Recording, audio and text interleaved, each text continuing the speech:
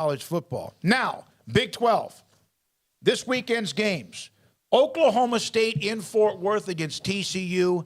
This is, of course, a game. The winner will be tied with Kansas State at the top of the Big 12. K-State is off this week, and so the winner will be tied for first place, whether it's Oklahoma State or TCU. I don't know. I'm picking Oklahoma State in this game, and I'll say that early in the week because I just think they're a little bit better. But I'm excited about it. I think it's going to be another classic for TCU 2 weeks in a row. Yeah, I don't know who I'm picking in this game just yet. I don't know about a TCU win. I'm not on that side just as of this moment, but I do think it's going to be a great game. I do think that Oklahoma State has shown a lot, but so has TCU. So I mean, this is a showdown that's maybe wasn't expected to be this type of a game before the season. I think certainly not, right? Because I don't know if I ever heard mention of TCU Oklahoma State being a real big game in all of the build-up these last few months. But here it is, and here it is as a huge game in the Big 12 where, the winner will be right there at the top of the standings and will have a huge part of their schedule now behind them. So, I don't know which way to lean with this one just yet.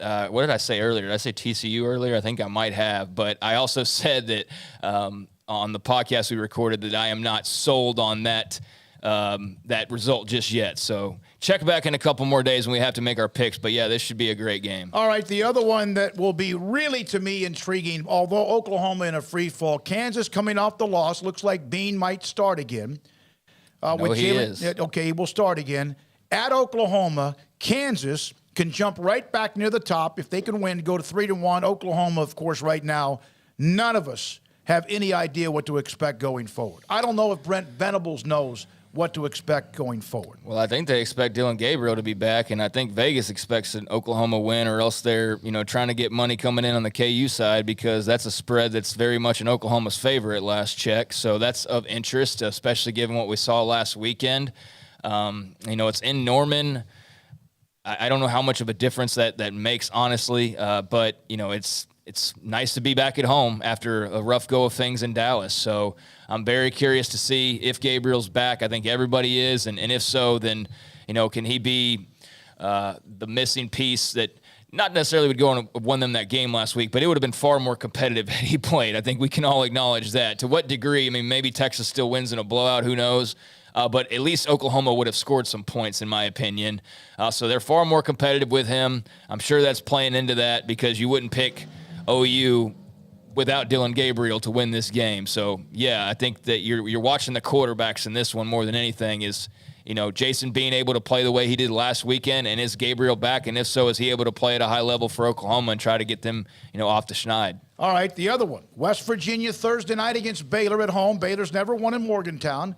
West Virginia in need of a win at 0-2. Baylor, I think they need a win too after losing that game against Oklahoma State a couple of weeks ago. That game in Morgantown, very much right after our show ends on Thursday evening. Yeah, this is a must-win for both teams, in my opinion. I think, Baylor is at a point now where if they're 3-3 after Morgantown, they are really looking at the schedule going, how do we make a bowl game? Mm-hmm. I mean, it's crazy to say Thursday night in Morgantown is the most winnable game. This is the most winnable game remaining on their schedule, in my opinion. So it's do or die time for this team. And the concerning part to me is Dave Aranda has been repeating himself basically for what month are we in? 10 months now, or 9 months, I guess, basically going back to last February with whatever first press conference or media session he would have had where he started talking about the origins of this team and how it wasn't last year's team and all the talent they lost. And we went through spring ball, and we went through the NFL draft, and we went through the summer months, and then we went through fall camp.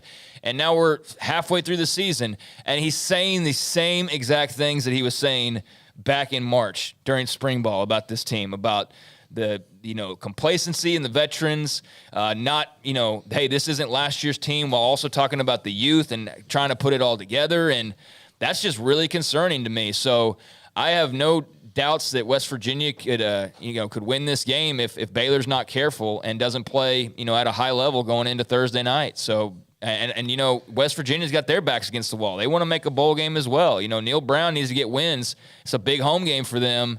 So they really need this one. I think it's a really important game for both teams. Paul, Craig's right. Dave Aranda's been preaching that for 10 months, and he has said it more than once. He has said it even during all fall workouts. He said it to me when we sat down and talked after the Brigham Young game. Said it before the Brigham Young game. I'm not going to get like glass half full, half empty. I'm probably more of a glass half full person, I think. But there does seem to be an edge missing, and I've been saying this. Yeah. And it's not just the offensive line. It's maybe in some The ways defensive line, it's the secondary, it's the wide receiver. Yeah. It's not just one part. It's a lot. The losses to Brigham Young and Oklahoma State, either one could easily have been a win. Not easily, not by any means easily. Could have been wins. But it's kind of like what I'm watching out there. I'm watching something that doesn't have like hell bent for election type stuff. Not like Texas Tech. Huh? Not like Texas Tech. Yeah, they're playing their hair on fire. Yeah. You can tell that they're emptying the tank every Saturday. Every Saturday. And I'm not saying that Baylor's not playing hard, but there is not an edge. And that's a word that he used, and that's probably the best word to use is edge. There's a serious lack of edge right now with this team. They have no edge. Yeah, and I've always said this about teams that were successful. And again, it's not like Baylor had a great run. They did under Bryles, and Rule was building to that. And then last year, 12-2, best year ever. But sometimes, and I've asked coaches, how do you prevent the incoming freshmen or transfers from walking into a program thinking that everything was easy with where they are at that moment and that all the hard work doesn't need to be done anymore, that you just walk in and you coast? That's a danger, or guys who are backups. I think the concerning part is that they're sorry, Paul, but that's also what they're doing with the older guys. Yeah. Like that's the problem is the older guys are also basing stuff off last year. And it's like that you're not a junior anymore. Yeah, and this is a team that has not carried over that we are going to pound you into the dirt physically. And make you like it. Yeah, they just absolutely have not done that yet. They did it a little bit against Iowa State. It just kind of seemed like they're at 80% of what they were. And that's not going to win you the conference. And they can still do that, but they've got to get on the stick. I think that West Virginia has more problems than Baylor, so that's good going in, but Morgantown is the equalizer. It's the equalizer. They've not won there for a reason and had some really good teams go in there and lose.